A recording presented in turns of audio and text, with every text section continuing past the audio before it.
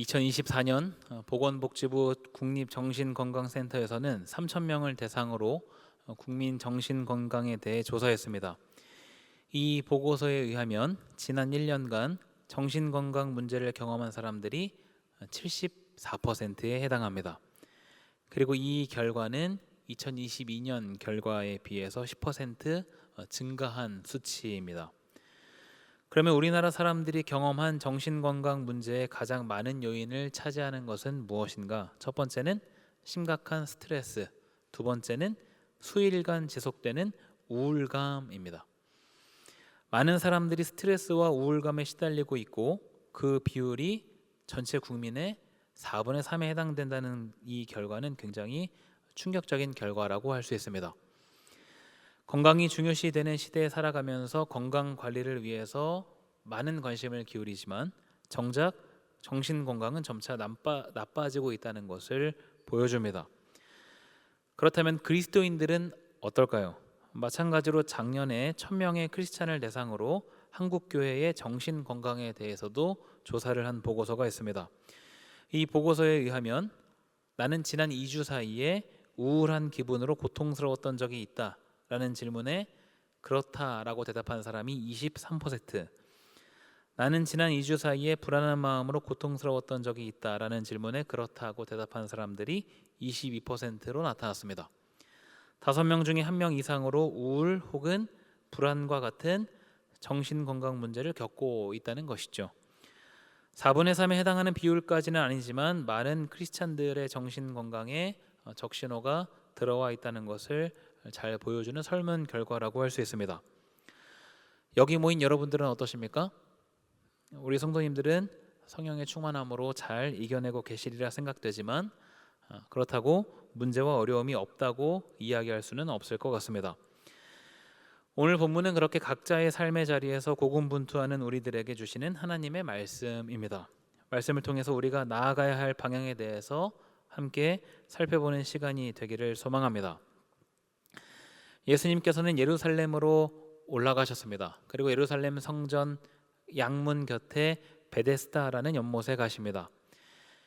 예수님께서 베데스다라는 연못에 가신 이유는 그곳에 모여든 사람들 때문인데요. 베데스다라는 연못 곁에 행각 5이 있었습니다. 행각이라는 것은 줄기둥이 늘어서 있고 지붕이 덮여 있는 건축 양식을 이야기합니다. 그림으로 표현하면 다음과 같다고 할 수 있습니다. 기둥이 저렇게 쭉 늘어서 있고 지붕이 덮여 있는 그 밑에 있는 공간을 일컬어서 행각이라고 합니다. 성경에 등장하는 주요 행각 중에 하나가 솔로몬 행각인데요. 솔로몬 행각이란 예루살렘 성전 동쪽 편에 쭉 늘어선 기둥 그리고 지붕으로 덮인 공간을 말합니다. 예수님께서도 이곳에서 사람들을 가르치셨고 사도행전에 보면 베드로가 안진뱅이를 일으키고 나서 사람들이 베드로를 데리고 가 자초지정을 들으려 했던 곳으로 소개되기도 합니다. 때문에 베데스다 연못의 행각 5을 상상해서 그려본다면 이렇게 표현할 수 있습니다. 가운데 연못이 있고요. 그 주위에 4개의 행각이 둘러싸여 있는 모습. 그리고 마지막 5번째 행각은 이 연못을 둘로 분리시켰을 것입니다. 이런 베데스다 연못에 모여든 사람들은 어떤 사람들인가? 3절입니다. 그 안에 많은 병자, 맹인, 다리 저는 사람, 혈기 마른 사람들이 누워 물의 움직임을 기다리니.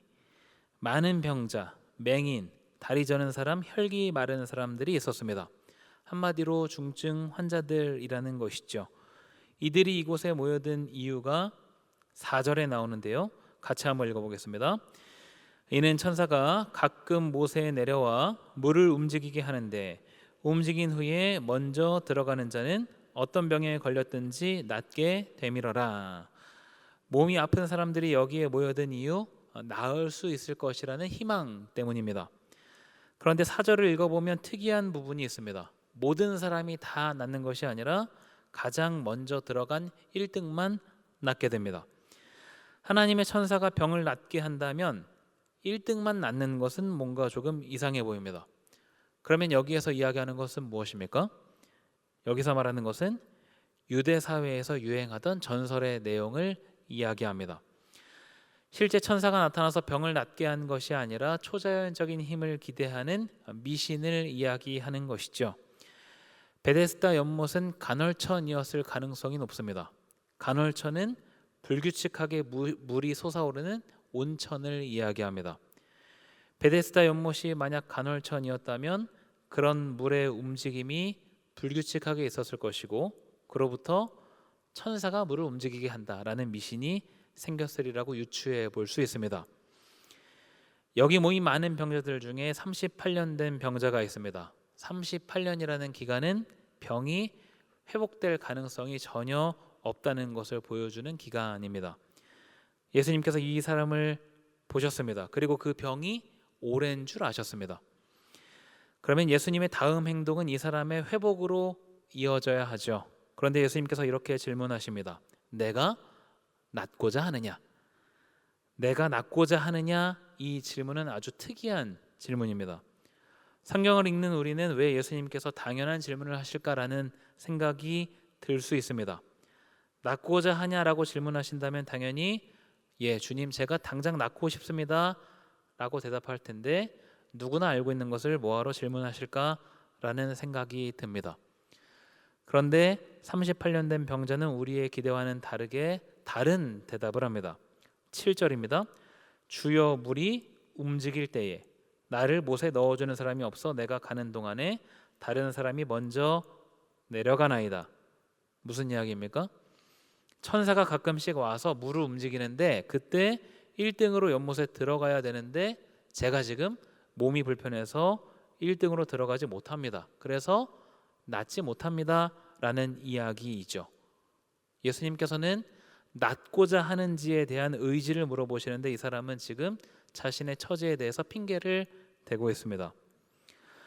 만약 베데스다 연못에 38년 된 병자가 1등으로 들어가면 나을 수 있습니까? 그런 일은 일어나지 않습니다. 베데스다 연못에 모여 있는 사람들은 허황된 꿈을 꾸고 있는 것이죠. 반면에 이 사람 곁에서 낫고자 하는지 묻고 계신 예수님이야말로 참된 회복을 주실 수 있는 분입니다. 말씀 앞에 있는 저와 여러분은 어떻습니까? 참된 치유와 회복은 주님께 있음을 신뢰하십니까? 그런데 왜 우리는 예수님의 물음에 이따금씩 동문서답을 하고 있습니까? 내가 낫고자 하느냐라는 그 질문에 예 주님 제가 낫고자 합니다. 저를 고쳐주십시오라고 말하지 않고 왜 핑계를 대고 있습니까? 왜 우리는 다른 곳을 기웃거리면서 그곳에서 해답을 찾고 있습니까? 마가복음 9장에는 예수님께서 귀신 들린 아이를 고쳐주시는 내용을 기록합니다. 어떤 사람이 자신의 아들이 귀신이 들렸기 때문에 예수님을 찾아옵니다. 그런데 마침 그때 예수님께서 자리에 계시지 않았고 그래서 예수님의 제자들이 귀신을 쫓아내려고 했습니다. 그런데 실패하죠. 아이의 아버지는 큰 절망감에 빠집니다. 여태까지 자신의 아들을 고치기 위해서 백방 노력을 했지만 고칠 수 없었고 예수라는 분이 능력이 있다는 소문을 듣고 찾아왔는데 그 제자들이라는 사람들이 귀신을 쫓아내지 못하는 것을 보니 가망이 없다는 생각이 들었습니다. 그래서 예수님이 그 자리에 오셨을 때에도 아이의 아버지는 큰 기대를 갖지 않았습니다. 예수님께서는 귀신 들린 아이를 데려오라고 하십니다. 아이의 아버지는 별 기대가 없이 이렇게 말합니다. 귀신이 그를 죽이려고 불과 물에 자주 던졌나이다. 그러나 무엇을 하실 수 있거든 우리를 불쌍히 여기사 도와주옵소서. 이 아버지의 말에서 어떤 기대감을 찾을 수 있습니까? 어떤 기대감도 찾을 수가 없습니다. 오늘 본문에서 내가 낫고자 하느냐라는 질문에 미신에 대한 내용이나 떠들고 있는 38년 된 병자와 별다를 바 없는 모습입니다. 예수님께서는 그 아이의 아버지에게 호통을 치십니다. 할 수 있거든이 무슨 말이냐? 믿는 자에게는 능히 하지 못할 일이 없느니라. 여기에서 믿는 자는 누구입니까? 믿는 자는 아이의 아버지를 이야기합니다. 뭘 믿는 것을 이야기하는 걸까요? 예수님을 예수님으로 믿는 자를 이야기합니다. 예수님께 귀신을 내쫓는 능력이 있고 회복케 하는 능력이 있고 절망을 걷어낼 힘이 있는 분이라는 것을 믿는 자, 만약 예수님을 예수님으로 믿는다면 그 사람, 예수님 향해 그런 믿음을 고백하는 그 사람은 능히 하지 못할 일이 없습니다. 예수님을 예수님으로 믿는다면 직접 귀신을 내쫓을 수 있다는 이야기가 아니라 예수님께서 능력 행하시는 것을 볼 수 있다라는 이야기입니다. 자, 그러면 우리가 믿고 안 믿고가 예수님의 능력과 무슨 상관이 있습니까? 우리가 믿으면 예수님께서 능력이 생겨나고 우리가 안 믿으면 예수님께서 능력이 사라지십니까? 그렇지 않죠. 그런데 마치 우리의 믿음과 예수님의 능력이 상관관계가 있는 것처럼 보이는 내용이 있습니다. 예수님께서 고향에 가셨습니다. 고향에서도 똑같이 말씀을 가르치시죠. 그런데 고향 사람들은 예수님을 예수님으로 보지 못합니다. 그저 마리아의 아들 야고보, 요셉, 유다, 시몬의 형으로만 생각했습니다. 뿐만 아니라 그들은 예수님을 배척합니다. 예전부터 알던 그 예수가 메시아라는 것이 말이 안 된다고 여겼습니다. 마가복음 6장 5절입니다. 거기서는 아무 권능도 행하실 수 없어 다만 소수의 병자에게 안수하여 고치실 뿐이었고, 아무 권능도 행하실 수 없어. 예수님의 능력이 사라졌습니까? 그것이 아니라 믿지 않았기 때문에 능력을 행한다 한들 하나님의 일하심으로 볼 안목이 없다는 이야기입니다. 아무리 예수님이라고 해도 받아들이지 않으면 별다른 도리가 없습니다. 다시 질문을 드립니다. 우리가 예수님을 예수님으로 믿는 것과 예수님의 능력은 무슨 상관이 있습니까? 아주 큰 상관이 있습니다. 예수님을 예수님으로 믿는다는 것 자체에서 이미 상황은 해결된 것입니다. 그 다음 일어나는 결과는 중요하지 않습니다. 예수님께서 일하시면 불가능한 것은 없습니다. 자연 만물을 움직이시는 분께서 직접 일하시는데 그 앞을 가로막을 수 있는 것이 무엇이 있겠습니까? 문제는 나 자신입니다. 마가복음 9장에서는 아이의 아버지가 문제입니다. 아이의 아버지가 예수님을 예수님으로 믿으면 상황은 이미 해결된 것과 다름없습니다. 그것이 믿는 자에게는 능히 하지 못할 일이 없느니라 라는 말의 의미입니다. 예수님께서는 컨디션에 따라 능력을 행하기도 했다가 능력을 행하지 못하기도 했다가 하시는 분이 아니십니다. 때문에 예수님께서 문제를 맡으신다면 결과가 중요하지 않습니다. 그 일은 이미 해결된 것과 다름없기 때문입니다. 문제는 바로 나입니다. 예수님의 일하심을 볼 수 있는 영적인 안목이 있는가? 그 안목이 있다면 우리는 어리석은 질문을 하지 않을 것입니다. 아이의 아버지는 예수님의 말씀을 듣고 지금 자신이 굉장히 잘못 생각하고 있었다는 것을 깨닫습니다. 내가 지금 대단히 큰 착오를 하고 있었구나 라는 것을 깨닫고 이렇게 말합니다. 마가복음 9장 24절 함께 읽습니다. 곧 그 아이의 아버지가 소리를 질러 이르되 내가 믿나이다 나의 믿음 없는 것을 도와주소서 하더라. 내가 믿나이다 나의 믿음 없는 것을 도와주소서. 소리를 질러 이르되, 이것은 자신의 믿음 없음에 대한 회개의 고백이라고 할 수 있습니다. 내가 믿나이다 나의 믿음 없는 것을 도와주소서. 내가 예수님께서 예수님이신 것을 믿습니다. 그렇지만 여전히 연약한 내 믿음을 보살펴 주소서라는 고백입니다. 그 귀신 들린 아이가 어떻게 됐겠습니까? 귀신이 떠나가고 아이는 정상으로 회복됩니다. 말씀이 아닌, 예수 그리스도가 아닌 다른 곳에서 답을 찾으려고 하는 사람들에게 예수님께서 동일하게 말씀하십니다. 믿는 자에게는 능히 하지 못할 일이 없느니라. 38년 된 병자도 마찬가지였습니다. 이 사람은 예수님을 예수님으로 보지 못하고 자신의 상황에서 핑계만 대고 있었습니다. 참된 회복을 주실 수 있는 분이 바로 눈앞에 계신데 자신을 물에 넣어줄 사람이 없다고만 이야기하고 있습니다. 예수님은 38년 된 병자에게 이렇게 말씀하십니다. 일어나 내 자리를 들고 걸어가라. 그 즉시 40년 가까이 움직이지 못했던 병자는 자리를 들고 걸어갑니다. 이 사람이 마가복음 9장에서와 같이 예수님께 믿음을 고백한 내용이 나오진 않습니다. 예수님께서는 이 사람의 믿음을 보고 병을 고쳐주신 것이 아니라 허탄한 소리에 귀 기울이는 모든 사람들에게 깨달음을 주시고자 대표적으로 38년 된 병자를 고쳐주십니다. 예수님께서 이 38년 된 병자를 고쳐주실 때 주위에 많은 사람들이 있었습니다. 그리고 소문이 발빠르게 퍼져나갑니다. 그런데 예수님을 통해 일하신 하나님을 찬양하기는커녕 유대 지도자들은 38년 된 병에서 해방된 사람들에게 이렇게 말합니다. 안식일인데 내가 자리를 들고 가는 것이 옳지 아니하니라. 안식일인데 내가 자리를 들고 가는 것이 옳지 않다. 유대 지도자들은 38년 된 병에서 해방되는 것보다 안식일을 지키는 것이 더 중요하다라고 말합니다. 여러분, 안식일은 무슨 날입니까? 하나님께서 천지를 창조하시고 일곱째 날에 안식하셨다는 것처럼 일상을 멈추고 하나님과의 교제를 통해 참된 안식을 누리는 날입니다. 한마디로 참된 자유를 누리는 날이라고 할 수 있습니다. 그런데 유대 종교 지도자들은 본래의 의미를 잊고 자신들이 만들어 놓은 수많은 잣대와 규정에 의해서 38년 만에 참된 자유를 얻은 이 사람을 정죄하고 있습니다. 옳지 않다. 그리고 그들은 이 병을 낫게 한 사람이 누구인지 추적합니다. 결국 예수님께서 고치셨다는 것을 알아내고는 예수님을 박해합니다. 내가 낫고자 하느냐라는 예수님의 질문은 38년 된 병자에게만 하셨던 것이 아니라 온갖 허례허식으로 찌든 유대 사회를 향해 하셨던 질문이기도 합니다. 그리고 말씀 앞에 있는 우리에게도 하시는 질문입니다. 내가 낫고자 하느냐?